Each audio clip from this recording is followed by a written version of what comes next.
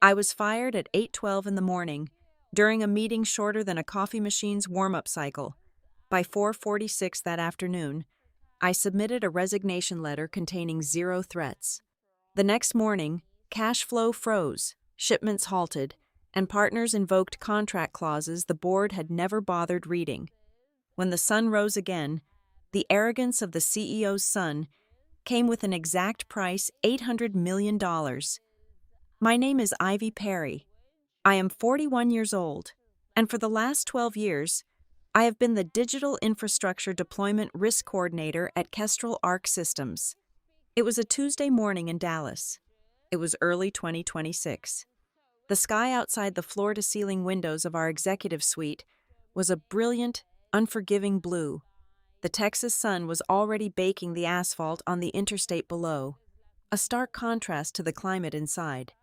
Conference Room B was aggressively air-conditioned, the temperature dialed down so low that the chill seeped through the fabric of my suit jacket.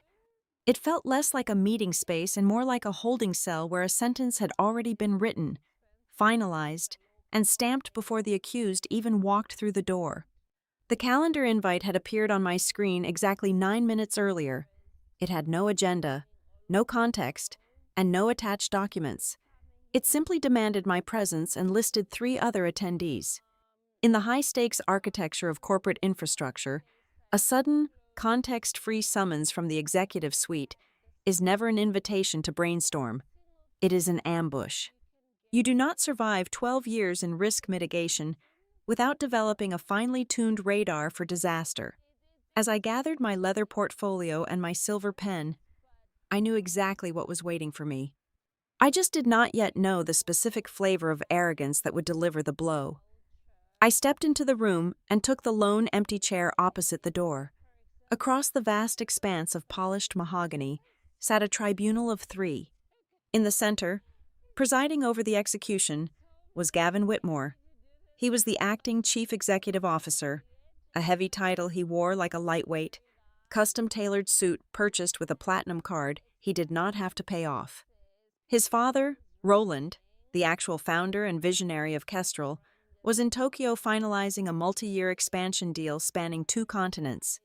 In his father's absence, Gavin had been handed the steering wheel of a multi-billion-dollar machine. He possessed a specific, highly dangerous breed of confidence. It was the unearned swagger of a man who had inherited a fortress and fundamentally believed he was the one who had quarried the stone and built the walls. Flanking the young prince were his enablers. To his left sat Mara Sloan, deputy head of legal. To his right was Blake Harlan, the vice president of strategic initiatives. Mara was intently studying the grain of the wood table, picking at a microscopic flaw near her fingernail as if the solution to our corporate liability was hidden in the varnish. Blake was staring at a completely blank legal pad, his jaw set in a rigid line of faux seriousness. He radiated the smug, untouchable aura of an executive who believed he was revolutionizing the entire digital infrastructure industry simply by highlighting rows in a spreadsheet and pressing the delete key. Neither Mara nor Blake met my eyes. Their silence in that room was not neutral. It was a heavy, calculated cowardice. They were not going to throw the stones, but they were perfectly willing to stand by and watch the execution, hoping the blood would not splatter onto their pristine white collars. Their refusal to speak was infinitely more brutal than any direct insult Gavin could have hurled at me.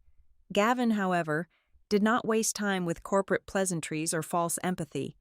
He leaned back in his leather chair and steepled his fingers, a power gesture he had undoubtedly studied and practiced in front of a mirror.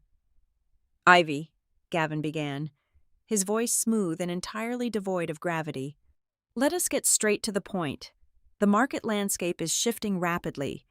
Kestrel needs to be younger, we need to be faster, and most importantly, we need to be cheaper. We are carrying far too much legacy weight across our operational divisions." I did not blink. I kept my breathing even and my posture straight. Legacy weight. That was the sterile, sanitized corporate buzzword they were using to describe experience. I managed the deployment risk for billion-dollar hyperscale data centers. My job was to ensure that when we laid thousands of miles of fiber optic cable across 3 states and powered up server farms that consumed more electricity than small industrial cities, the insurance underwriters, the Tier 1 banks, and the tax partners did not panic and freeze our operational capital. I was the failsafe. Your department, Gavin continued, waving a hand dismissively in the air between us, is a bottleneck. We have evaluated the entire operational flow with Blake's team, and frankly, the risk coordination tier is a cumbersome middle layer. It is redundant. We are migrating all of those checks and balances into the new automated process software rolling out next month. We need agility. Ivy, we do not need expensive bureaucracy. I looked at Blake. He offered a tight, artificial nod, clearly proud of his strategic vision. He honestly thought an automated dashboard could negotiate a grace period with a panicked underwriter when a supply chain collapsed. I turned my attention back to Gavin. I kept my voice perfectly level, maintaining a tone so calm it usually forced intelligent men to pause and reevaluate their positions. Is this about performance, Gavin? I asked, looking directly into his eyes. Or is this because you do not understand what I am holding together? Gavin smirked. It was a thin, bloodless smile that did not reach his eyes. He leaned forward, resting his elbows on the table, invading the space. This is 2026, Ivy, he said, dripping with condescension. Institutional knowledge is no longer as valuable as the speed of cutting costs. The board of directors wants a lean machine. They want aggressive margins. You are an expensive manual override in a system that we are now fully automating. It is nothing personal. It is just math. I did not raise my voice. I did not demand a generous severance package or threaten a wrongful termination lawsuit. I did not list my 12 years of flawless financial audits, nor did I remind them of the 3 separate, highly classified occasions where I had personally prevented the company from defaulting on technicalities that would have triggered catastrophic cross-defaults. Pride is an entirely useless emotion when the guillotine blade is already in freefall. Instead, I simply leaned forward, resting my forearms on the cold, polished wood of the table, mirroring his posture but projecting absolute stillness. Before you pull the plug and remove my role from the operational system, I said, enunciating every single syllable with deliberate, icy precision, I highly recommend that you and Mara sit down in a quiet room and read Schedule R. Read the master facility appendices. Read them very carefully before you delete my credentials. Mara finally looked up from her cuticles. A brief, fleeting shadow of annoyance crossed her face, as if my suggestion that she actually read the foundational documents of our financing was an insult to her legal degree. Blake just suppressed a heavy sigh, shifting his weight in his chair. He was clearly eager to wrap this up so he could rush to his next meeting and boast to the executive committee about how he had successfully eliminated a massive legacy cost center. Gavin ignored my advice entirely. He slid a single sheet of thick watermarked paper across the mahogany table. It was a standard termination agreement. Immediate effect. His signature was already scrawled at the bottom in thick blue ink. We have top-tier legal counsel, Ivy, Gavin said smoothly, gesturing vaguely toward Mara. We are entirely comfortable with our contractual landscape and our risk exposure. Human Resources will pack up your office and courier your personal items to your home address by the end of the day. Your access to the Kestrel network, including your email and all internal databases, will be revoked in exactly 5 minutes. I picked up my silver pen. I did not bother reading the boilerplate text designed to strip me of my rights. I signed my name at the bottom of the page, executing a signature that merely confirmed receipt of the document, not agreement with its flawed premise. I stood up slowly, smoothing the front of my skirt. I looked at the 3 of them one last, lingering time. Blake looked triumphant, his mind already calculating the bonus he would demand for this cost-saving victory. Mara looked profoundly relieved that the messy human element of the transaction was over. And Gavin Whitmore looked exactly like a spoiled boy who had just successfully smashed a complex, vital machine simply because he did not understand how the gears turned. I turned my back on them and walked out of conference room B. My heels clicked against the pristine marble floor of the executive corridor, laying down a steady, measured rhythm that echoed off the glass walls. As the heavy, soundproof door sealed shut behind me, cleanly severing my 12 years of dedication to Kestrel Arc systems, I realized something strange. I did not feel a single shred of sorrow. I did not feel the sharp sting of betrayal, nor did I feel the panic of sudden unemployment. Instead, as I walked toward the elevator bank, what filled my mind was a singular, chilling question. Did they just fire the woman holding the master keys to the company's lifeblood? Or do they genuinely believe they just dismissed a highly paid, expendable office worker? In a corporate ecosystem, visibility is usually equated with value. If you are the executive vice president of global sales, your value is measured in the deafening ring of the closing bell. You bring in the revenue, so you get the corner office with the panoramic view and the applause at the annual retreat. If you are the chief financial officer, your value is the ledger. You dictate the budgets, you control the margins, and so you are feared and respected in equal measure. If you are the lead counsel, you are the shield. You keep the executives out of federal prison and protect the intellectual property, so your word is law. But I was none of those things. I did not sell server space to tech giants. I did not balance the quarterly earnings reports. I did not draft the non-disclosure agreements or litigate contract disputes in a courtroom, because I did not fit neatly into one of those three highly visible pillars of corporate survival. 99% of the employees at Kestrel Arc Systems had absolutely no idea what I actually did for a living. To the junior analysts, the marketing team, and even the middle managers in operations, I was just a quiet woman with an impeccably organized office who occasionally asked very pointed, deeply uncomfortable questions about supply chain logistics. To understand why my invisible job was the only thing keeping the lights on, you have to rewind to a disaster that Kestrel suffered a decade ago. It was a dark period the old guard referred to quietly as the Denver collapse. Back then, Kestrel was trying to build its first mega campus in Colorado.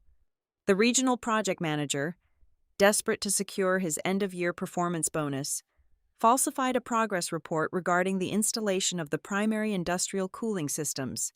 He claimed the chillers were fully operational and tied to the grid when they were, in fact, still sitting in shipping containers in a rail yard in Chicago. It was a small lie, designed to buy a mere 14 days of breathing room, but in the world of hyperscale digital infrastructure, small lies are detonators. The syndicate of investment banks funding the build discovered the discrepancy during a routine site audit. The reaction was instantaneous and brutal. They did not just freeze the funding for the cooling systems, they triggered a cross-default clause. Overnight, all construction halted. The contractors walked off the site. The company stock plummeted 40% in 48 hours.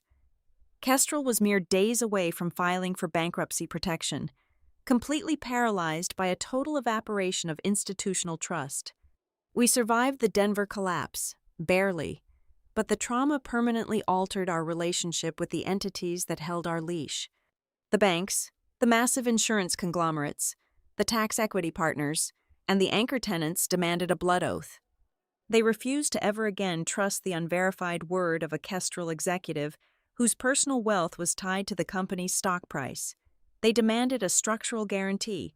They demanded a neutral arbiter. That is when I was brought in to build the contractual trust architecture. It was a painstaking, miserable process of negotiating with deeply paranoid financiers and risk-averse underwriters. I designed a system where Kestrel surrendered a specific margin of its own autonomy in exchange for access to billions of dollars in capital. As part of that architecture, I was legally designated as the named completion certifier and the transition risk officer. That word named is the crucial part of the equation. It was not a generic title that could be passed around like a parking pass or delegated to an automated inbox. It meant my actual, legal identity was hard-coded into the covenants of every major loan, every master insurance policy, and every tenant lease agreement. I was a legally binding neutral party, and my role could not be arbitrarily replaced by a sudden internal management decision. The reason this role existed is entirely modern and terrifyingly practical. Building a data center is not like building a shopping mall. It is a fragile ecosystem of hyper-advanced technology. If a single milestone is misrepresented, or if a critical power vendor is swapped out without the correct regulatory approvals and safety audits, hundreds of millions of dollars can be sequestered in escrow accounts immediately. I negotiated a mandate that dictated every single major capital disbursement required my signature. Furthermore, I structured my own compensation so that it was entirely decoupled from Kestrel's stock performance or quarterly revenue targets. I received no shares. I received no performance bonuses tied to early completion. I was insulated from the political pressure of the boardroom. I had absolutely no financial incentive to lie to a bank to make a quarter look better than it was. I was the designated pessimist, the human failsafe who verified that the concrete was dry, the fiber was lit, and the legal liabilities were neutralized before a single dollar moved from New York to Texas. Over the course of 12 years, I utilized that authority to save Kestrel from its own worst impulses. There were two distinct occasions where aggressive project managers tried to cut corners on fire suppression systems, and I refused to sign the certifications, preventing what would have been catastrophic capital callbacks from our lenders. There were 3 separate instances where I caught minor compliance deviations that would have given our insurers the legal right to hang completion certificates in limbo, essentially stalling billion-dollar campuses indefinitely. I fixed those emergencies quietly. I made the hard phone calls. I demanded the vendor corrections, and I submitted the clean paperwork because I did my job perfectly. There was never a crisis. And because there was never a crisis, there was never any applause. My success was defined by the absence of disaster, which meant my victories generated zero halo effect. When Gavin Whitmore took over the temporary leadership role, he did not see the history. He did not know about the Denver collapse. He looked at the corporate ledger through the lens of a spoiled heir, trying to prove his ruthless business acumen to his absent father. When he looked at my profile, he did not see a master architect of risk mitigation. He saw a single row in a master spreadsheet. He saw a massive base salary attached to a woman who did not code software, did not sell real estate, and did not directly generate profit. He looked at the cost of the safety net and decided that the trapeze artist was simply too expensive. Blake Harlan encouraged this fatal delusion. Blake was desperate to walk into the next board of directors meeting and present a revolutionary restructuring plan. He wanted to use buzzwords. He wanted to call Kestrel leaner, younger, and bolder. He wanted to claim that by replacing manual oversight with automated compliance software, he had accelerated decision-making by 50%. Blake believed that removing friction was always a virtue, fundamentally failing to understand that sometimes friction is the only thing stopping the car from sliding off the edge of the cliff. Mara Sloan was perhaps the most professionally negligent of them all. As the deputy head of legal, it was her explicit duty to understand the company's obligations. But Mara was a creature of convenience. She read the executive summaries prepared by overworked junior associates. She reviewed the highly condensed slide decks. She never bothered to descend into the digital archives to read the actual binding appendices of our syndication agreements. She never read the microscopic print that explicitly stated the transition risk officer could not be removed without a 90-day notice period and the unanimous written consent of the lead underwriters. The fundamental difference between me and the 3 executives who fired me could be summarized in a very simple image. We were all standing on a massive, highly complex suspension bridge spanning a bottomless gorge. I was the engineer who spent every single day inspecting the tension of the steel cables, calculating the wind shear, and understanding exactly why the bridge remained suspended in the air. Gavin, Blake, and Mara simply drove their luxury cars across the asphalt every morning. Because the bridge had never fallen while they were driving on it, they looked at the massive steel supports, decided they were an eyesore, and concluded it was perfectly safe to dismantle them. They simply saw the bridge standing there, robust and seemingly invincible. They did not understand that the entire structure was a deliberate, continuous act of defiance against gravity, and they had just fired the only person who knew how the physics worked. I did not need a hidden microphone planted inside Conference Room B to know exactly what transpired the minute the heavy oak door clicked shut behind me. In the modern corporate world, the immediate aftermath of a high-profile executive execution is always a highly predictable sequence of mutual back-patting and aggressive, poorly considered forward motion. Gavin Whitmore did not pause for a moment of quiet reflection. He did not take a single breath to consider the structural load-bearing walls he had just knocked down. Instead, he immediately convened a secondary, impromptu alignment session. I know this with absolute certainty because the metadata on the digital calendar invites generated shortly afterward left a very clear, highly incriminating forensic trail. Gavin treated my departure not as a delicate structural shift, but as the triumphant slaying of a mythological dragon. He undoubtedly poured himself a glass of expensive sparkling water, leaning back in his ergonomic chair, entirely satisfied with his own manufactured ruthlessness. Blake Harlan, riding the intoxicating high of the moment, immediately seized the opportunity to escalate the severity of the action. Blake was a man obsessed with optics, and he knew that half measures did not secure board promotions or land you on the cover of business magazines. Standard operating procedure for a role as deeply embedded and highly sensitive as mine mandated a mandatory 30-day handover period. It was a basic safety protocol, a buffer zone designed to ensure continuity of operations and to prevent catastrophic systemic shocks to our ongoing construction projects, but Blake argued vehemently against it. If we keep her around for a month, it completely dilutes the message, Blake insisted, his voice echoing in the sterile, aggressively air-conditioned room. The board of directors wants to see a decisive pivot. If we allow a 30-day transition period, it looks like we lack confidence in our new automated systems. It looks like we are afraid to pull the bandage off quickly. We need a clean break today. It shows strength. It shows we are fully committed to the new lean model. Gavin, desperate to maintain his newly minted image as an uncompromising visionary leader, turned his attention to Mara Sloan. He needed the legal department to rubber stamp this immediate decapitation so he could move forward without looking back over his shoulder. Can we seamlessly transition the signatory authorities to Reese Dalton by noon? Gavin asked, his tone implying that anything other than an immediate affirmative would be a sign of incompetence. Mara did not hesitate.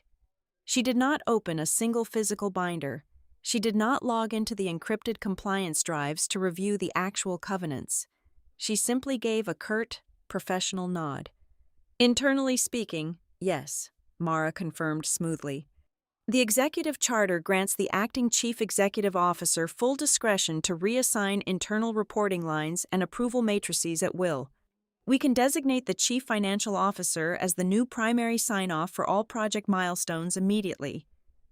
Internally speaking, those two simple words were arguably the most expensive qualifiers ever spoken within the glass and steel walls of Kestrel Arc Systems. Mara was entirely correct about the internal corporate bylaws. She was, however, completely tragically oblivious to the external reality. Not a single highly paid executive in that room bothered to open the master facility appendices. They did not review the heavily negotiated, meticulously drafted documents that explicitly stated the signing authority did not belong to Kestrel alone. The legal right to appoint a new certifier was massively encumbered. It strictly required the affirmative, written consent of the entire lending syndicate, our primary insurers, and our tax equity partners before any internal transition could take legal effect. Ignorant of the massive legal trap they were enthusiastically setting for themselves, Gavin picked up the sleek conference phone and dialed the Director of Information Technology. The orders he barked into the receiver were crisp, definitive, and immediate. He demanded the immediate revocation of my network credentials. He ordered the termination of my virtual private network access. And most crucially, he instructed the IT department to comprehensively scrub my name from the master disbursement control dashboard. Gavin wanted Reese Dalton's name populated in every single approval field before the executive dining room opened for the lunch service. He wanted my ghost completely and utterly exorcised from the digital machine within 2 hours. While Gavin was busy erasing my digital footprint from the company servers, I was sitting in the back of a black luxury car heading toward my apartment, watching the screen of my corporate phone suddenly go black as it wiped itself back to factory settings. A moment later, my personal mobile phone buzzed in my purse. It was an email from the Vice President of Human Resources, containing a hastily drafted document titled Transition Consulting Addendum. The sheer audacity of the document was genuinely breathtaking.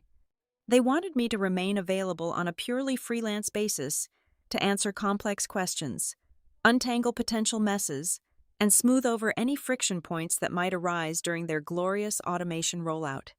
The proposed hourly rate was insultingly low, but the financial compensation was not the truly offensive part. It was the liability clause. The addendum explicitly and deliberately stripped away my corporate indemnification. They wanted me to continue bearing the immense legal and ethical risk of verifying multi-million-dollar infrastructure milestones, but they absolutely refused to provide me with the necessary power, the required system access, or the legal protection to actually do the job without destroying my own life. This was the critical turning point of the entire disaster. This was the exact moment their arrogance sealed their fate. A smarter, more experienced executive team would have kept the door wedged open. They would have swallowed their pride and offered me a highly lucrative, fully indemnified, consulting retainer to ensure the external partners remained calm and cooperative while the administrative transition occurred. Instead, driven by a bizarre, fragile need to prove their absolute dominance, they slammed the door shut, deadbolted it, and essentially set the porch on fire. They demanded all the benefit of my specialized expertise with absolutely zero respect for my personal exposure. Meanwhile, back at the corporate headquarters, Blake was putting the finishing touches on a masterpiece of corporate gaslighting. He eagerly blasted an all-staff email regarding my sudden departure to thousands of employees across the country. He did not frame it as a termination. He framed it as a bold technological triumph. As we rapidly accelerate our journey toward a fully agile operational model, Blake wrote, utilizing every meaningless buzzword at his disposal, the legacy risk coordination tier is being comprehensively restructured through advanced artificial intelligence-driven automation.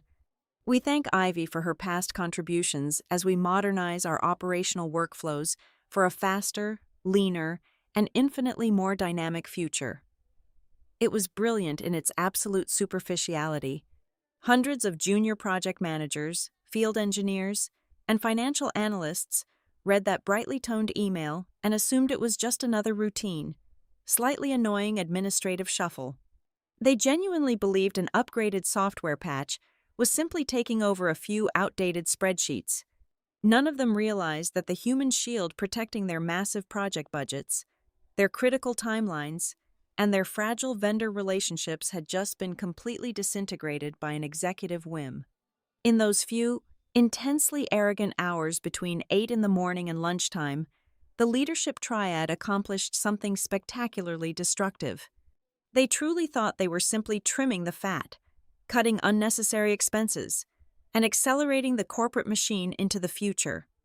They had absolutely no idea that by instantly terminating my employment, skipping the mandatory handover period, and unilaterally swapping the named certifier in the software system without a single shred of external approval, they had done the one thing you must never do in the unforgiving world of high finance. They did not just fire the gatekeeper, they gleefully blew up the only legal bridge that allowed them to authorize a replacement. I unlocked the door to my apartment just before noon. The silence inside was absolute, a stark contrast to the sterile hum of the executive suite I had just been exiled from. In cinematic portrayals of corporate betrayal, this is the moment the protagonist drops her keys, slides down the wall, and breaks into uncontrollable sobs, or perhaps furiously calls her closest allies to vent about the profound injustice of it all. I did neither of those things. I did not shed a single tear. I did not reach for my phone to seek validation. I simply took off my suit jacket, draped it meticulously over the back of a chair, poured myself a glass of cold, filtered water, and sat down at my dining table. I opened my personal laptop. Over the past decade, Recognizing the inherent volatility of the executives I worked under, I had negotiated strict terms in my own employment contracts that allowed me to maintain a secure, offline, and entirely legally compliant archive of the foundational documents I had personally drafted. This was not company property I was stealing. It was my own authorized legal armor, retained explicitly for the purpose of personal liability protection. I bypassed the standard folders and opened the heavily encrypted drive. I needed to see the exact, unalterable text of the covenants. I pulled up Schedule R. I opened the massive PDF files containing the insurance confirmation letters from our primary underwriters in London and New York. I loaded the tax partner addendums and isolated the specific, dense clauses governing the certification of completion for our three largest active hyperscale campuses: the Desert Build in Nevada, the high-density expansion in Virginia, and the newly broken ground in Ohio. I did not read through the suffocating, microscopic legal prose to discover something new. I read it to confirm the exact dimensions of the trap Kestrel's leadership had just enthusiastically stepped into. The legal language was cold, unforgiving, and utterly precise. Every single paragraph reinforced the reality I already knew. The mechanism was brutally simple, designed specifically to prevent the exact kind of reckless executive meddling Gavin had just executed. The covenants clearly stated that if the named certifier was removed from their role without the explicit prior written authorization of the entire syndication chain, and without executing the mandatory transition overlap period, every single open disbursement package across the entire portfolio immediately lost its reliance validity. In the practical, physical world of infrastructure construction, a loss of reliance validity meant the banks were no longer legally bound to wire the money. It meant the insurance companies could void their coverage of active construction zones. It meant the entire financial ecosystem that fed the concrete trucks and the fiber optic crews would instantly freeze. I opened my personal email client. I needed to give them one final, undeniable chance to recognize the detonator they were holding. I drafted a very short, perfectly polite message to Mara Sloan. "Mara," I wrote, my fingers moving steadily across the keyboard. "Before my system access is permanently revoked and my credentials are deleted, can you please confirm if the company has received the required external syndication approvals to replace my role as the named certifier?" I hit send and waited, watching the digital clock on my screen tick forward. It took exactly 14 minutes for her to reply. I opened the message and stared at the screen, clinically analyzing the precise wording she had chosen. "All required corporate steps have been completed," Mara wrote. "Thank you for your cooperation." It was a masterpiece of ignorant hubris. It was the kind of answer a junior lawyer gives when they are trying to sound authoritative while completely missing the fundamental premise of the question. She was answering a question about internal human resources policy and executive charter bylaws, completely, fatally blind to the fact that I was asking about external financial survival. Her statement was internally accurate and externally catastrophically false. She had just documented, in writing, that Kestrel was proceeding with a material change to the financing structure without consulting the entities providing the financing. As I closed the email, my phone vibrated intensely against the wood of the table. It was another frantic, aggressively cheerful message from the Human Resources Department, following up on the transition consulting addendum they had sent to my personal inbox earlier that morning.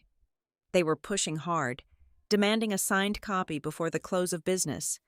The recruiter used soft, manipulative language, talking about preserving my legacy at Kestrel and urging me to help the company transition smoothly over the next few weeks. I felt a cold, profound wave of disgust. I read the addendum again, tracing the specific lines where they actively stripped away my corporate indemnification. They were asking me to absorb the immense ethical and legal liability of certifying multi-million-dollar infrastructure milestones on a freelance basis. They wanted me to take on all the risk without the network access to actually verify the engineering data, without the legal protection to shield my personal assets from a lawsuit, and without the internal authority to reject fraudulent claims made by project managers desperate to meet Gavin's new, accelerated deadlines. They essentially wanted me to be a human shield for a system I no longer had any power to control. I did not reply to the human resources representative. I simply deleted the message thread. I waited until the afternoon sun began to cast long, sharp shadows across the floor of my apartment. I wanted the business day to be entirely complete. I wanted all their internal transition memos to be sent, all their self-congratulatory meetings to be concluded, and all their automated system reassignments to be fully locked in. At exactly 4:46 in the afternoon, I opened a new, blank document on my laptop. I did not write a manifesto. I did not outline their strategic mistakes, defend my 12 years of flawless service, or predict their imminent financial downfall. I drafted a formal, legally binding notice of resignation. I was not resigning from my employment. Gavin and Blake had already terminated that. I was formally resigning from every single appointed, statutory, and neutral party role I held across the entire network of external contracts, effective immediately. I meticulously listed the specific legal titles. I resigned as the named completion certifier. I resigned as the transition risk officer. I resigned as the designated independent liaison for the tax equity syndicate. I cited the specific clauses in Schedule R that allowed me to unilaterally withdraw my name from the covenants if my capacity to perform the duties was materially impeded by the sponsor company. By firing me and locking me out of the systems, Kestrel had legally impeded me. I signed the document digitally, utilizing the encrypted signature key recognized by our banking partners. I attached the single-page document to an email addressed directly to the board of directors, the legal department, and the executive suite. I read the email one last time before pressing send. There was not a single thread in the text. There was no bitterness, no anger, no desperate plea for them to reconsider. The language was as dry, sterile, and emotionless as the poured concrete foundations of the data centers I had spent over a decade protecting. The profound silence of that letter was the most terrifying part of the entire exchange. I was not launching a counterattack.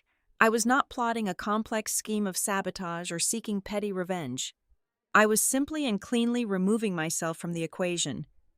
I was formally refusing to continue standing between the arrogant men who had ousted me and the natural, devastating consequences of their own administrative violence. I clicked send. The progress bar flashed for a fraction of a second, and the outbox emptied. I closed the laptop, stood up, and walked over to the large window overlooking the city. I watched the evening traffic begin to build on the highway below. A river of red and white lights flowing smoothly because the infrastructure holding it up was sound. I felt incredibly light. I had done absolutely nothing to damage Kestrel Arc systems today. All I had done, precisely at 4:46 in the afternoon, was quietly unbuckle their seatbelt. At exactly 8 o'clock the following morning, the financial apparatus of Kestrel Arc systems attempted to wake up. In the Dallas headquarters, a senior treasury analyst logged into the master disbursement portal to execute a routine wire transfer. The payment was for $65 million, specifically earmarked for a massive shipment of industrial high-voltage transformers required for the Nevada Desert campus.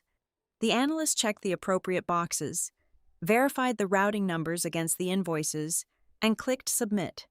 Instead of the familiar green confirmation banner, the screen immediately flashed a rigid gray prompt. It read, "Reliance pending." The analyst flagged the error, and within 10 minutes, the issue was escalated directly to Reese Dalton, the chief financial officer. Reese, empowered by the hasty system overrides executed by the Information Technology Department the previous afternoon, confidently logged into the portal from his own terminal. He applied his newly minted executive digital signature to the $65 million package, fully expecting his supreme administrative access to clear the blockage. The banking syndicate's automated clearing software intercepted the signature, cross-referenced it with the legally binding master facility appendices, and rejected it in a fraction of a second. The banking system did not recognize Reese Dalton. The external portal did not care about internal corporate promotions or executive charter mandates. It only recognized the mathematically precise cryptographic key assigned to the authorized, legally recognized named certifier. Reese was an imposter in the eyes of the algorithm. The failure in the Nevada disbursement was not an isolated incident. The architecture of trust I had built was highly interconnected, and the tripwires were being set off simultaneously across the continent, 1,000 miles away. The Virginia campus expansion hit a massive administrative wall. Sterling Harbor Underwriting, our primary insurer for the Eastern Seaboard projects, was scheduled to issue a temporary completion certificate for a newly constructed server hall. Their automated compliance sweep scanned the risk transition logs and found a sudden, unauthorized void where my credentials should have been. The underwriting software immediately placed the certificate on a hard hold. Without that insurance validation, the secondary lenders automatically locked their own approval chains. The Virginia campus, previously running perfectly on schedule, ground to an administrative halt in less than 4 minutes. The contagion spread rapidly from finance to operations. The engineering division received an urgent red-flagged communication from the regional power utility partner in Nevada. A massive test energization sequence, a highly dangerous and meticulously planned event designed to push high-voltage current through the newly installed substations, was scheduled for that afternoon. The utility company formally paused the schedule. Their liaison sent a stark message stating that the progress confirmation package lacked a legally valid signature from the designated risk officer. They flatly refused to flip the switch and risk a catastrophic electrical grid failure without the exact, contractually mandated liability clearance. By 9:30 in the morning, the physical supply chain began to snap. A crucial supplier of industrial lithium-ion battery storage units, based in the Midwest, placed a hard block on a massive outbound shipping order. The logistics coordinator for Kestrel called them, demanding to know why the freight trains were not leaving the rail yard. The supplier's response was entirely devoid of emotion or corporate courtesy. They operated strictly on escrow release protocols. They would only release the physical batteries when the multi-million-dollar escrow payment package was confirmed by the named individual in the contract or a legally recognized syndicate-approved successor. Until that specific digital handshake occurred, the batteries were staying exactly where they were. At 10:15, my personal cell phone rang. The caller identification displayed Reese Dalton's name. I let it ring 3 times, listening to the vibration against my kitchen counter before sliding my finger across the glass. "Ivy," Reese said. His voice was a volatile mixture of forced executive politeness and escalating panic.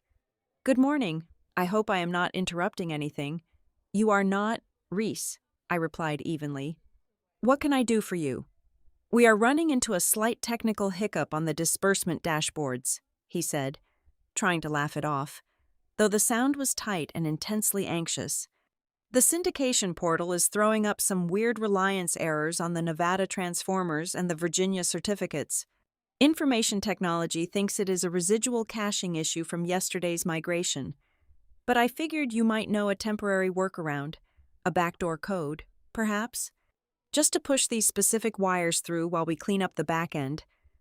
I poured a cup of black coffee, keeping my breathing steady. I kept my voice perfectly calm and completely devoid of any vindictiveness. "There is no backdoor code. Reese," I said clearly, "the system is not experiencing a technical hiccup, it is not glitching, and it is not a caching issue. The system is doing exactly what it was designed to do. You are attempting to alter the chain of custody and release tens of millions of dollars without the contractual authority to do so.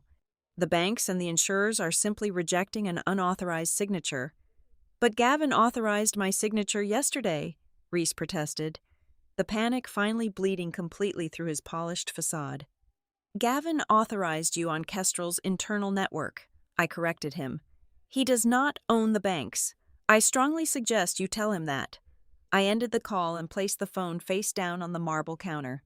Back in the executive suite, Reese hurried into the conference room to deliver the news. Gavin Whitmore was sitting at the head of the table, casually reviewing marketing materials for a new corporate rebranding initiative.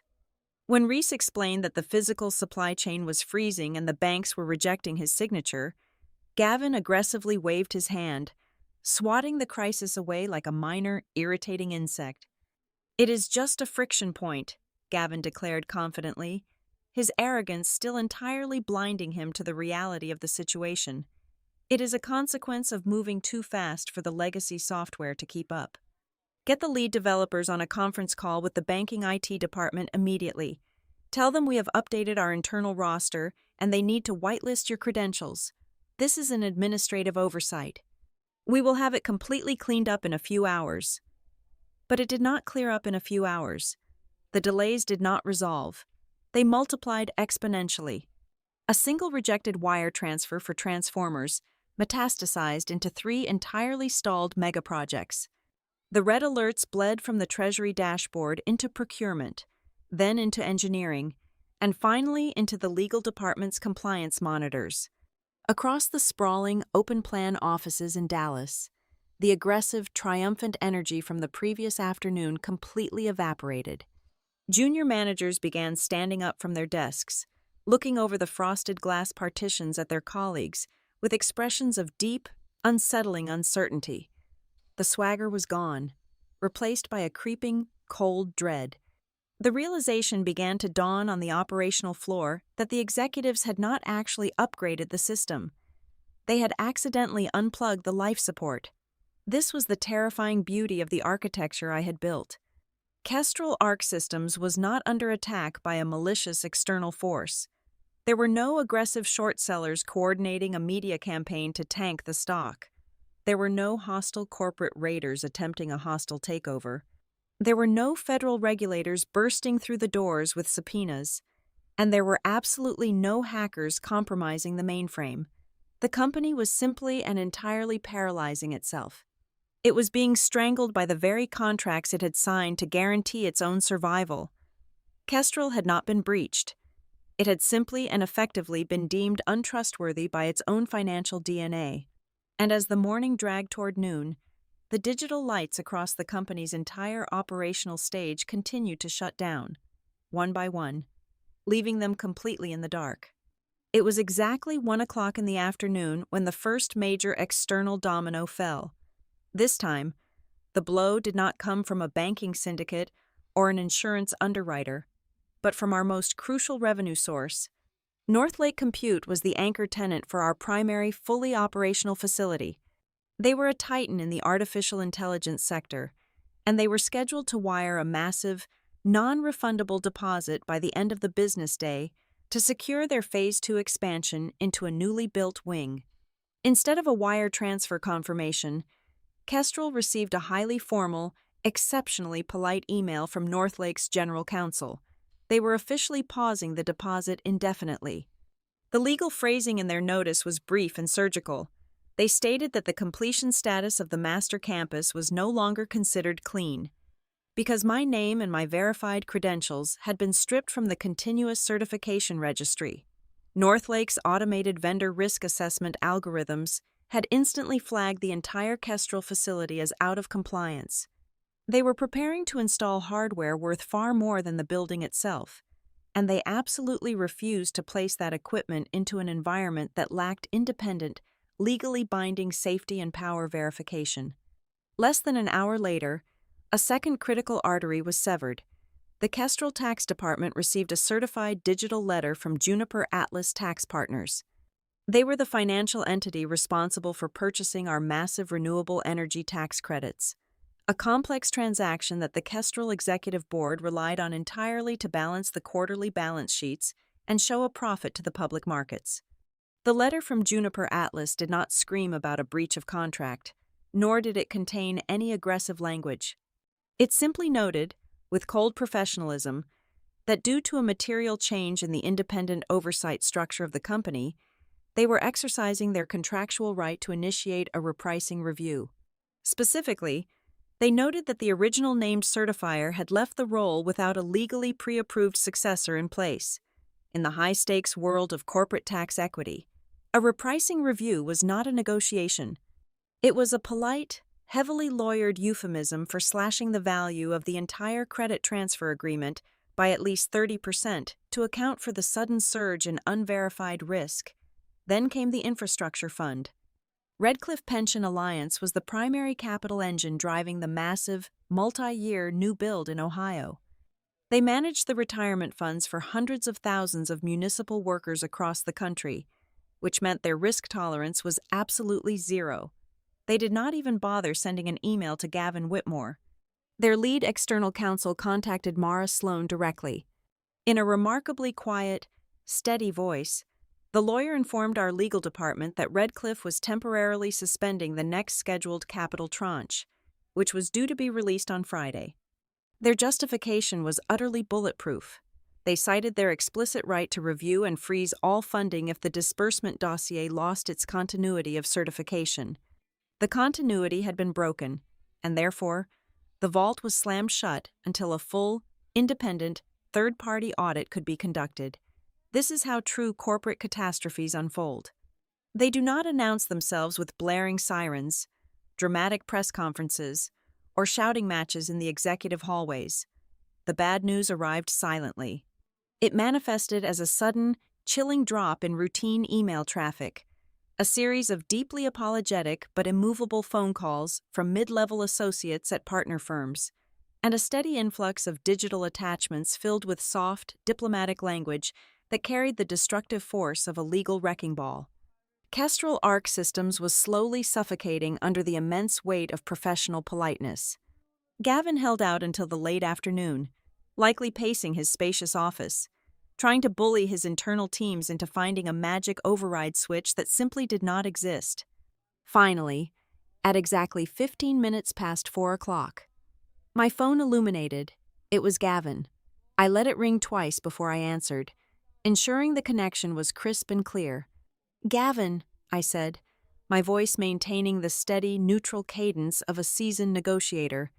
"I need you to explain something to me right now," Gavin demanded. He was trying desperately to hold on to his arrogant, superior tone, but the frayed edges of genuine panic were clearly audible in his breathing. "I need to know why our external partners are having a completely irrational, hysterical overreaction to a minor administrative update. You have poisoned the well, haven't you?" "You called them." I poured myself a glass of sparkling water, taking a slow sip before I replied. "I have not spoken to a single external partner since you escorted me out of the building, Gavin," I answered calmly. "They are not overreacting. They are simply following the exact terms of the covenants you inherited, but apparently never bothered to read. Those institutions did not invest hundreds of millions of dollars based on your charming personality or your verbal promise that the buildings would be finished on time. They bought into a highly regulated, tightly controlled process. That process was locked, secured by the name of a specific, neutral party who is held personally liable for the truth of the engineering data. You took a crowbar to that lock yesterday morning, and now the partners are simply walking away from the broken door." Gavin's tone shifted instantly from demanding to threatening. It was the predictable pivot of a weak leader, realizing he was entirely outmatched by the circumstances he had created. "Listen to me very carefully," Gavin hissed into the receiver, dropping the pretense of executive composure. "If you refuse to cooperate in good faith right now and help us fix this glitch, Kestrel will have no choice but to look very closely at your personal liability for the financial damages we are currently incurring. We have an army of lawyers. We will hold you responsible for this sabotage. We can tie you up in litigation for the next decade." I did not raise my voice. I did not laugh, even though the threat was legally absurd. I simply delivered the reality of his situation with surgical precision. "You cannot sue a private citizen for obeying the law," I reminded him quietly. "I have not touched a single server, sent a single unauthorized email, or accessed a single internal dashboard since my termination. I have done absolutely nothing to interfere with your operations. All I did was submit a formal resignation. I simply refused to continue lending my name, my spotless professional reputation, and my personal legal liability to a certification system that you explicitly banned me from accessing. You broke the machine, Gavin. I just refused to stand underneath it when the structural supports finally gave way." I disconnected the call before he could formulate another hollow threat. I set the phone down and looked out the window.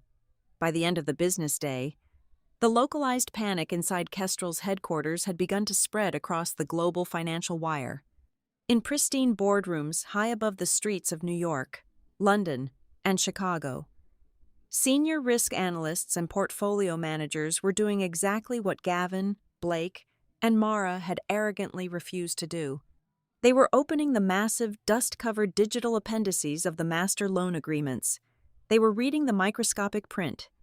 They were tracing the interconnected clauses, highlighting the mandatory overlap periods, and calculating the immediate financial penalties of an unapproved certifier removal.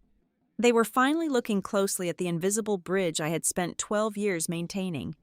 And as the evening approached, the audience of investors and lenders began to understand a terrifying truth. The frozen wire transfers and the paused tenant deposits from today were merely the precursor, the real storm, the catastrophic financial reckoning triggered by one impulsive 5-minute meeting had not even truly begun.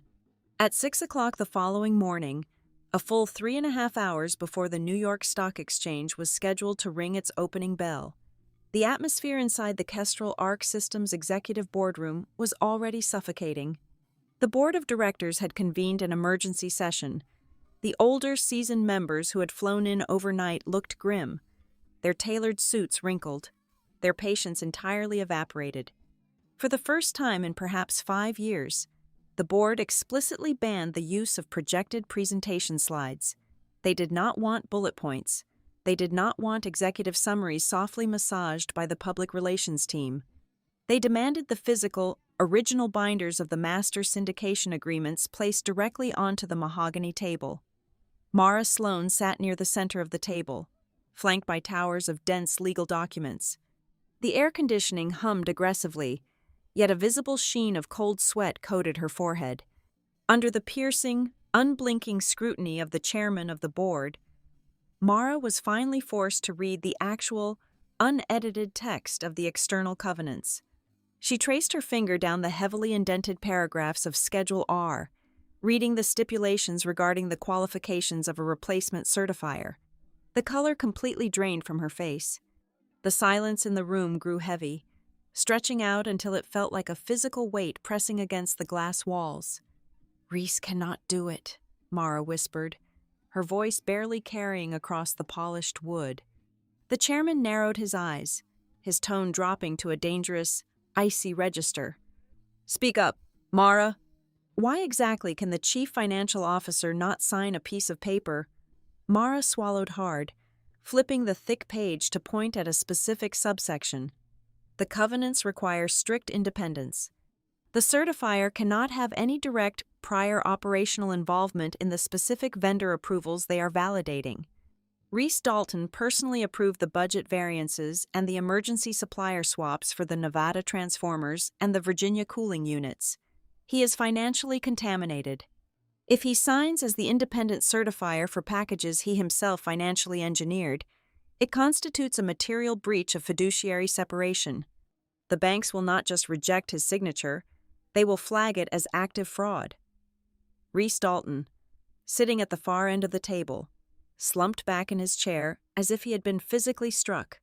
His supreme administrative access, granted so hastily the day before, was legally worthless. Gavin Whitmore gripped the edges of the table, his knuckles turning white. His temporary empire was crumbling by the second, and the older men in the room were looking at him not as a leader, but as a catastrophic liability, sensing the distinct smell of blood in the water. Blake Harlan saw his opening. Blake was a creature of pure corporate ambition, and he understood that in moments of extreme crisis, the board did not necessarily want the right answer. They wanted a decisive narrative. He smoothed his silk tie, sat up perfectly straight, and adopted the somber, authoritative tone of a wartime general. "This is an optics crisis as much as it is a legal one," Blake announced smoothly, looking directly at the chairman and entirely ignoring Gavin. "The market is waking up. The lending syndicates are freezing our capital because they smell chaos. We need to send an immediate, unmistakable signal of discipline to the market. We need to show them that the adults are in the room and that reckless decisions have consequences." Blake paused, letting his words hang in the air before delivering the fatal strike. Gavin needs to step down, immediately. We announce a voluntary, temporary leave of absence to spend time with his family. It gives the syndicates a sacrificial lamb. As the head of strategic initiatives, I am prepared to step in as the transitional chief executive officer. I will personally oversee the audit of the disbursement packages and negotiate the cure periods with the lenders. We change the face of the company before the market opens, and we stop the bleeding. It sounded like a brilliant, ruthless, and necessary maneuver. The board members exchanged glances, nodding slowly. A quick decapitation would show the external partners that Kestrel was taking the compliance failure seriously. What the board did not know, what Mara had not yet found in her frantic reading, and what Gavin was too oblivious to understand, was that Blake Harlan was a walking, talking nuclear hazard. Blake was exponentially more conflicted than Reese Dalton. Over the past 12 months, driven by his obsession with lean operations, Blake had personally signed off on 4 separate internal memos pushing to accelerate the construction timelines at our 2 most critical campuses. In those memos, Blake had explicitly ordered the engineering teams to loosen the rigorous safety acceptance criteria to speed up the delivery of the server halls. He had actively lobbied to bypass the very risk mitigation protocols that the banks relied upon. Appointing Blake Harlan to oversee the compliance audit was the equivalent of appointing an arsonist to lead the fire department. Miles away, in the quiet sanctuary of my apartment, my phone vibrated silently on the kitchen island. The sun was just beginning to rise, casting long, pale streaks of light across the floor. I picked up the device. It was an encrypted text message from a former colleague, a senior compliance analyst who was currently sitting in the back row of the boardroom. Taking the official minutes, the message was brief, urgent, and terrified. They are pushing Gavin out. Blake is pitching himself as the interim CEO to calm the banks. They are going to vote in 10 minutes. I stared at the glowing screen. All I had to do was type a single sentence. I could tell them about Blake's acceleration memos. I could point them to the exact internal server directory where his signatures were permanently logged. I could warn them that putting Blake in charge would instantly transform a severe contractual freeze into an irreversible default. But I did not let my fingers touch the keyboard. I set the phone face down on the marble counter. If I intervened now, my warning would be immediately dismissed as the bitter, vindictive sabotage of a fired employee. Blake would twist my words, claiming I was trying to undermine the rescue effort out of pure spite. They were fundamentally arrogant people who only respected power and leverage. They would never believe a warning spoken by a woman they had deemed an unnecessary expense.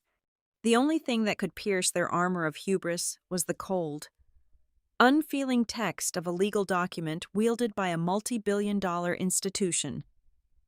I had to let them read the paper. Back in the boardroom, the vote was swift and unanimous. Gavin Whitmore, stripped of his unearned confidence, was formally asked to leave the room. He walked out of the glass doors, a completely broken prince. Blake Harlan stood up, buttoned his suit jacket, and accepted the mantle of interim leadership. Within 20 minutes, the public relations team blasted a polished, carefully worded press release to the Financial Wire. The internal communications network lit up with a company-wide memo. It spoke of leadership transitions, renewed commitments to operational excellence, and a steady hand at the wheel. The board collectively exhaled, genuinely believing that by swapping the nameplate on the chief executive's door, they had successfully extinguished the fire. They were spectacularly, fatally wrong. When the news hit the terminals in New York and London, the reaction from the lending syndicates, the tax partners, and the insurance underwriters was not relief. It was absolute, unmitigated horror. To the external entities holding the financial strings, this was no longer a single, isolated mistake made by an inexperienced legacy executive. The contracts mandated a strict 30-day cure period, a window of time allowed to fix a technical default before the penalties became permanent. By removing Gavin and elevating Blake within less than 24 hours of my termination, the board of directors had just triggered a second, massive seismic event inside the exact same cure window. To the risk algorithms and the managing partners at the pension funds, 2 consecutive power upheavals in a single day did not signal discipline. It signaled a catastrophic loss of control. It activated the most dreaded clause in corporate finance: material instability. The brilliant twist of the board's strategy was its ultimate undoing. My sudden dismissal the previous morning had severely wounded Kestrel Arc Systems, stopping its momentum and freezing its accounts, but it was not the killing blow.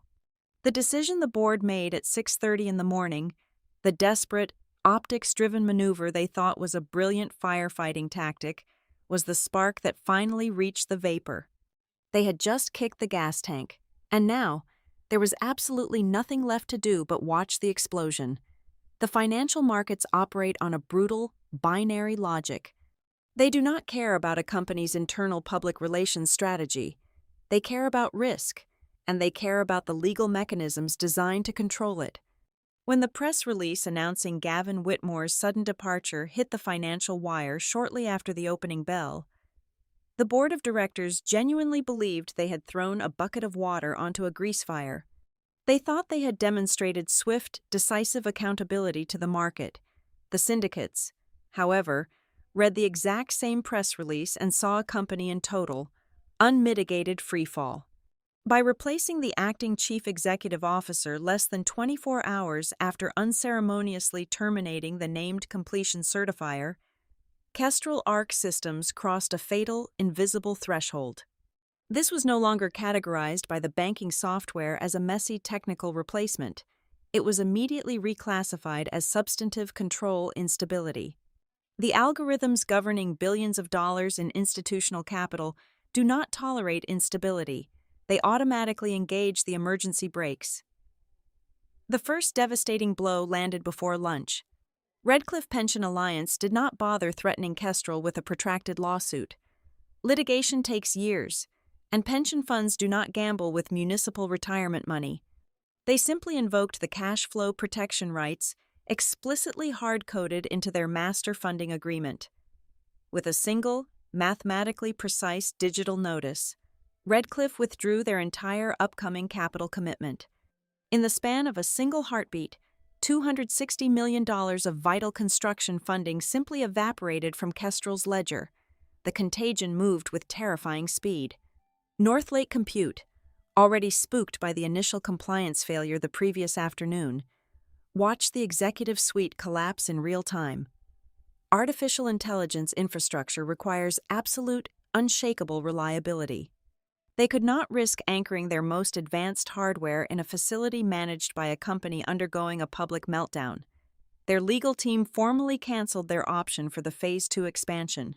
It was a clean, merciless severing of ties that wiped out $180 million in guaranteed future revenue and crucial immediate deposits. As the afternoon bled into evening, the tax equity markets delivered their verdict.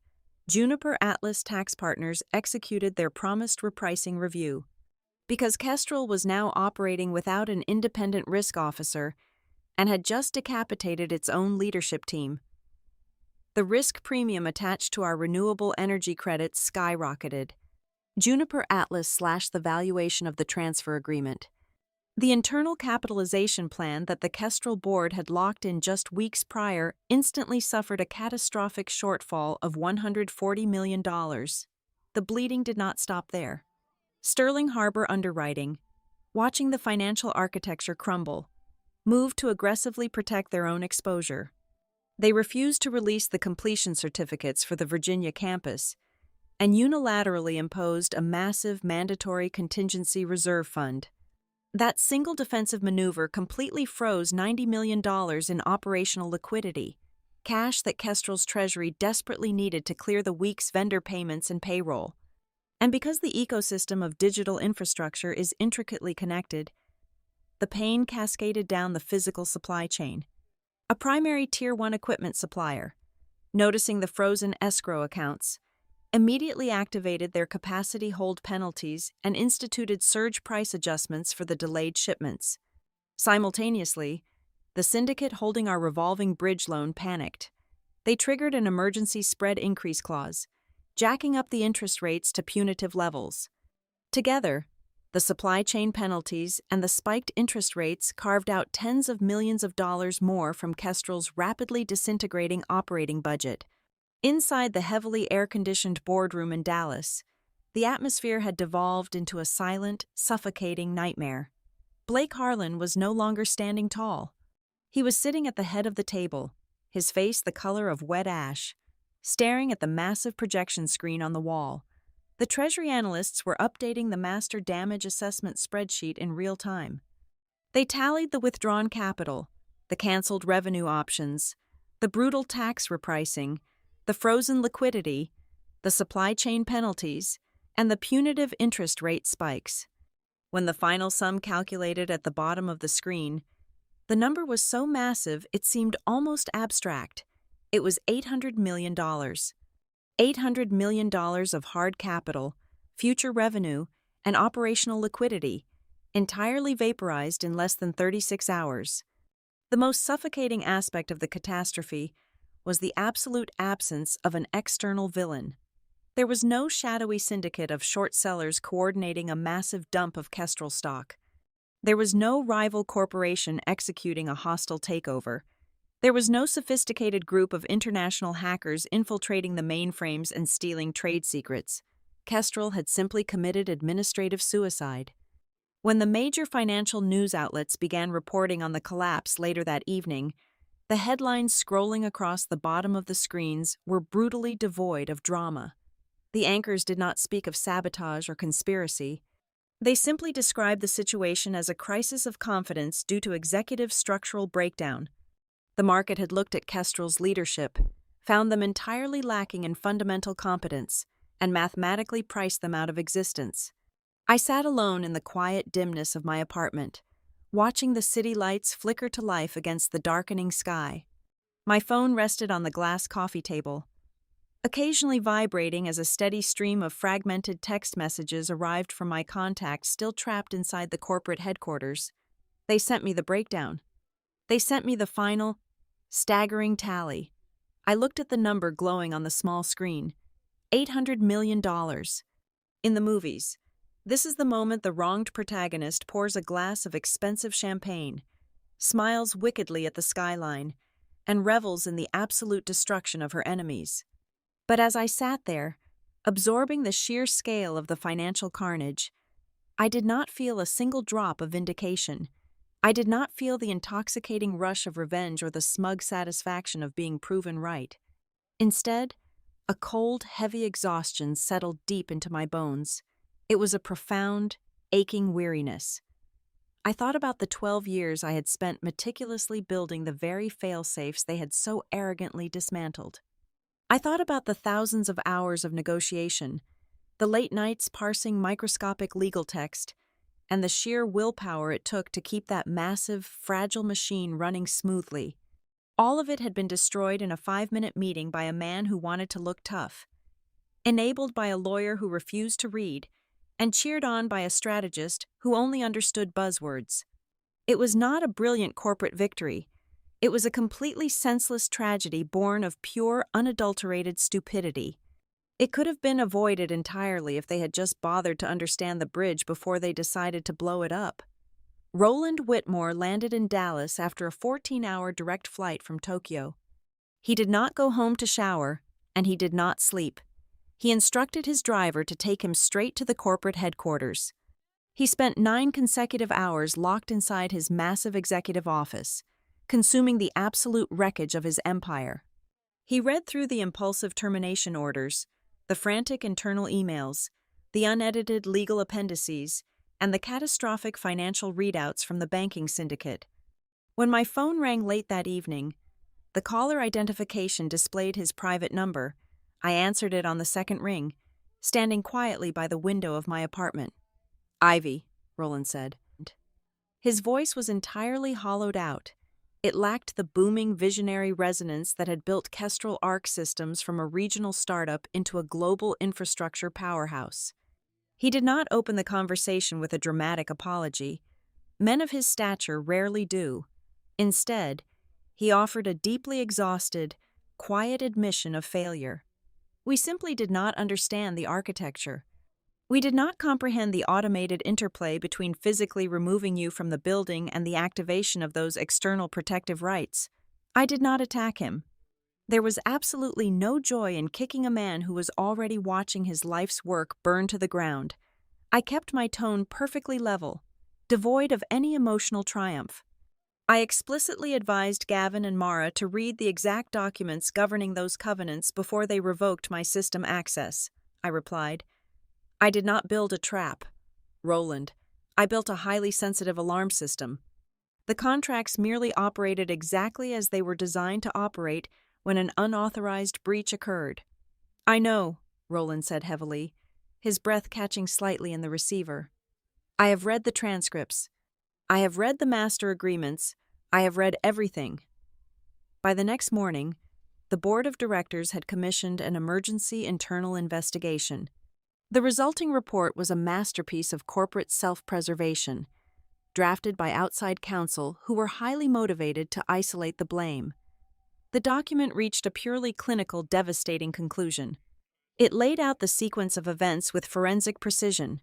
Gavin Whitmore had impulsively fired the singular executive holding the critical certification mandate. Blake Harlan had aggressively lobbied to cut the mandatory handover period to project an image of decisive strength. Mara Sloan had negligently confirmed the scope of legal approval, confusing internal executive power with external syndication rights. Finally, the board of directors themselves had reacted to the initial crisis by executing a destructive secondary power shift that permanently shattered the required continuity of the cure period. The investigation proved that no single person had deliberately tried to destroy Kestrel. They had simply murdered the company through a compounding series of fiercely arrogant, aggressively uninformed decisions. A few hours after the report was circulated among the executive committee, I received another phone call. This time, it was not Roland. It was an independent director of the board, a man specifically chosen because he had no prior history with Gavin or Blake. He was deployed as a neutral negotiator, tasked with executing a desperate rescue mission. His pitch was polished, urgent, and incredibly lucrative. He formally offered to bring me back to Kestrel Arc Systems. He did not just offer my old job back. He offered a promotion to Executive Vice President of Global Risk. He offered a base salary exceeding $2 million, backed by a massive retention bonus and a seat on the primary steering committee. He spoke of broad new authorities, sweeping structural reforms, and a public relations campaign that would essentially frame me as the brilliant savior returning to guide the company through the storm.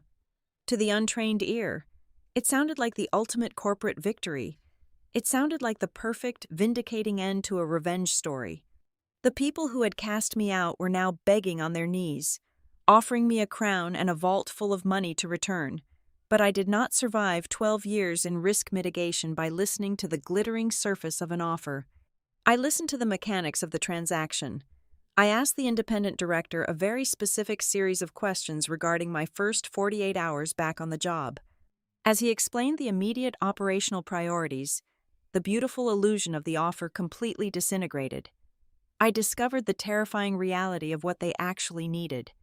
They did not genuinely respect my engineering expertise, nor did they suddenly value my strategic vision. What they desperately required was my signature and my spotless professional credibility.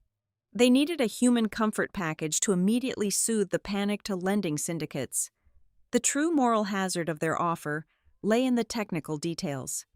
The director smoothly explained that upon my return, I would need to immediately sign the disbursement authorizations that had been stalled since my departure.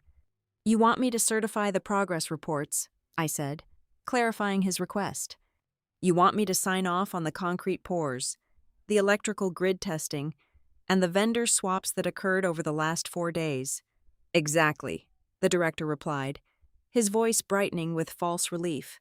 "Once you apply your credentials to those stalled packages, the banking software will recognize your key, the reliance status will be restored, and the frozen capital will begin flowing again.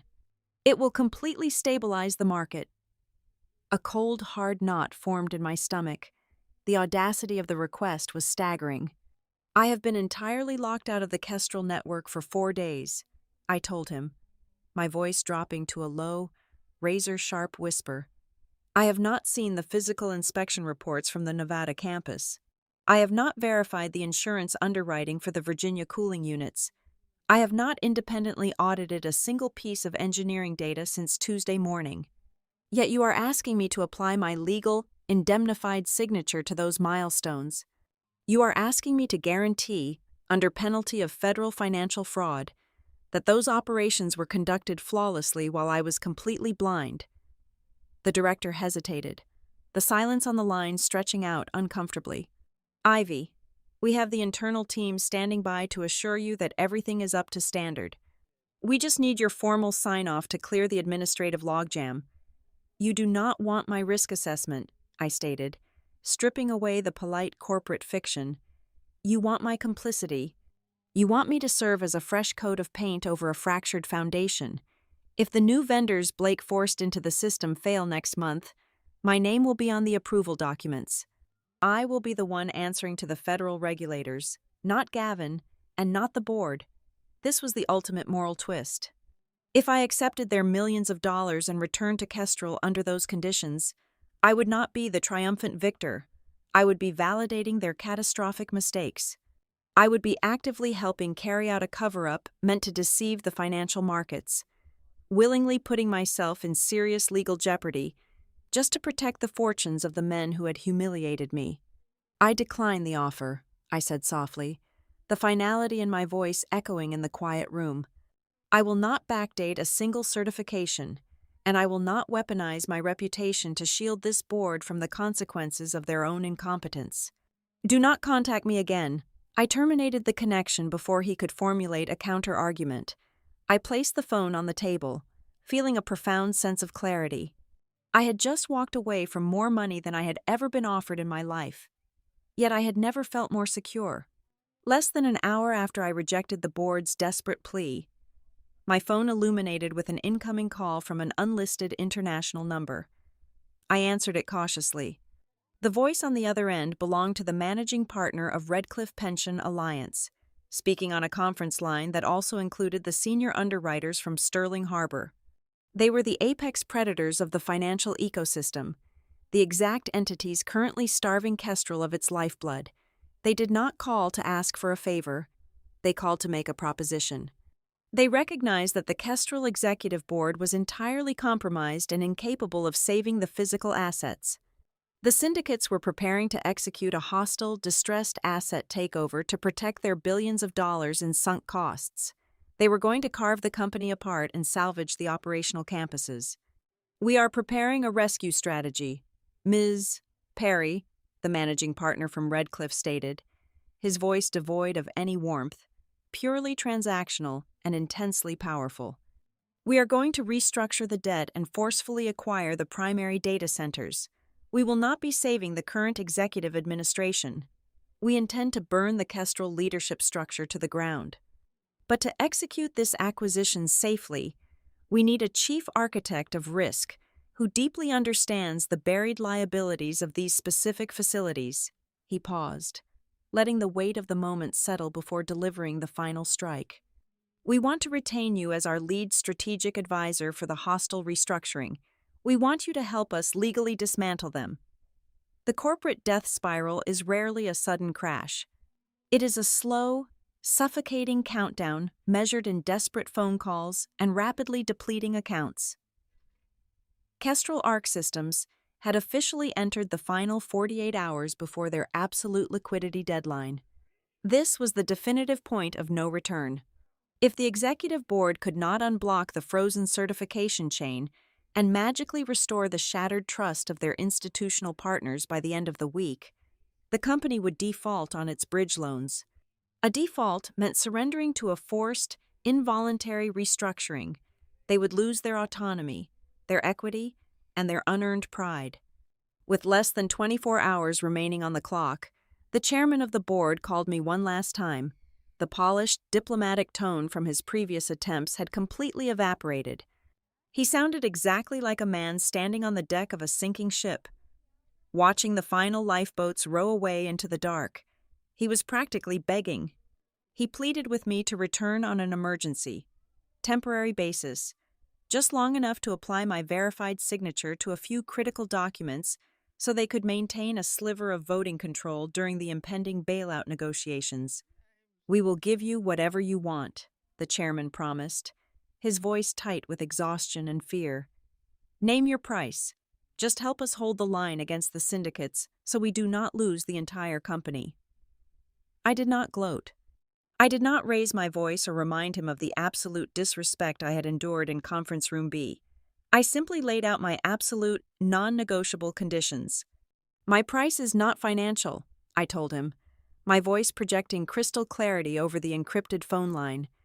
"If I step back into that ecosystem, Gavin, Blake, and Mara must be permanently stripped of all operational influence. They surrender their executive titles, and they vacate the premises today.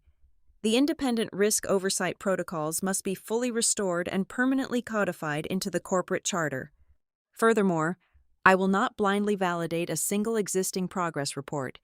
Every new certification will require a complete, ground-up reinspection by my designated teams.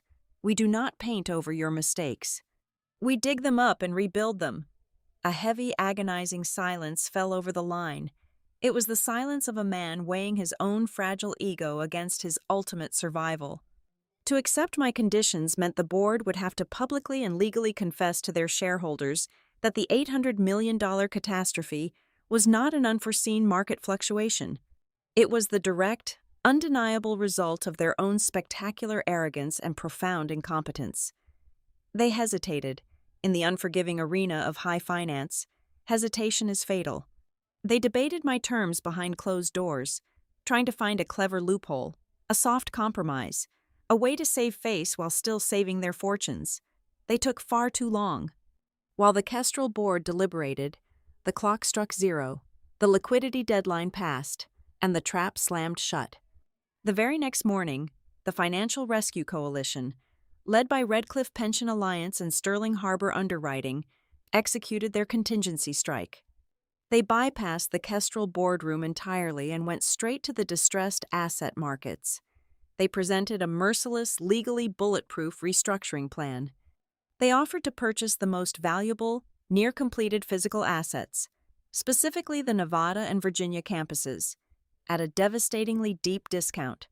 They would inject the hard capital needed to save the physical projects, pay the furious supply chain vendors, and keep the operational lights on. In exchange, the Kestrel executive leadership was entirely liquidated. This was the purest, most elegant twist of the entire ordeal. I did not return to Kestrel Arc Systems as a battered, vindicated employee forced to clean up the mess of the men who had humiliated me. When the emergency acquisition meeting convened in a neutral downtown law office, I did not sit on the Kestrel side of the table. I walked into the room wearing a tailored charcoal suit, carrying a fresh leather portfolio, and I took my seat firmly on the side of the acquiring syndicates. I was sitting there as the newly appointed chief risk architect for the consortium that was legally taking away Kestrel's crown jewels. The expressions on the faces of the Kestrel board members when they realized I was the one evaluating their asset surrender were worth far more than any inflated severance package. They had fired me to eliminate a perceived administrative bottleneck. Now, I was the absolute authority dictating the terms of their financial surrender. The karma was swift, clinical, and total. Gavin Whitmore vanished from the corporate power picture as rapidly and unceremoniously as the 5-minute meeting he had used to terminate my 12-year career. He was quietly escorted out of the building by private security, his legacy reduced to a cautionary tale taught in risk management seminars. Blake Harlan, the man who had desperately tried to reinvent himself as the wartime savior, was explicitly barred from holding any transitional role in the new entity. His strategic vision had proven to be a fatal hallucination. Mara Sloan did not even wait for the final acquisition documents to be signed. She submitted a quiet, immediate resignation, fleeing the blast radius before the full extent of her legal negligence could be published in the final, unredacted audit. The institutional syndicates were not vindictive monsters. They were purely rational actors. They recognized the true value of the company lay in the people who actually did the work. The brilliant junior engineers, the dedicated facility managers, and the exhausted treasury analysts who understood how to build and run the data centers were all retained by the new ownership consortium. They were given secure contracts and better resources. The only people who were systematically purged were the executives who had once confidently declared that deep institutional experience was simply too expensive to keep. They were fired by the very institutions that were paying to salvage the concrete and steel they had almost destroyed. The final scene of this corporate execution did not take place in the cold, aggressively air-conditioned executive suite where my ordeal began. It took place in a quiet, sunlit conference room on the top floor of a different skyscraper, all the way across the city. I sat alone at a long oak table, a cup of hot green tea resting beside my open laptop. I was reviewing the final, legally binding transfer deeds for the two main campuses. The signatures were verified. The capital was flowing safely once again. The massive cooling systems in the desert were spinning up, and the fiber optic cables were finally being lit. The structural integrity of the bridge was secure. I signed my name at the bottom of the final authorization page. I did not smile triumphantly. I did not lean back and revel in the destruction of the men who had tried to erase me. The satisfaction I felt was entirely quiet, deeply rooted in the immutable laws of cause and effect. I closed the leather portfolio, looking out the window at the sprawling Texas horizon, and spoke a single truth into the quiet room. I never destroyed them. I simply stopped standing between them and the consequences. Thank you so much for listening to this story. Please let me know where you are listening from in the comments below so we can connect and share our thoughts. If you enjoyed this, please subscribe to the Boss Revenge Stories channel, like the video, and support us even more by hitting the hype button so this story can be heard by many more people.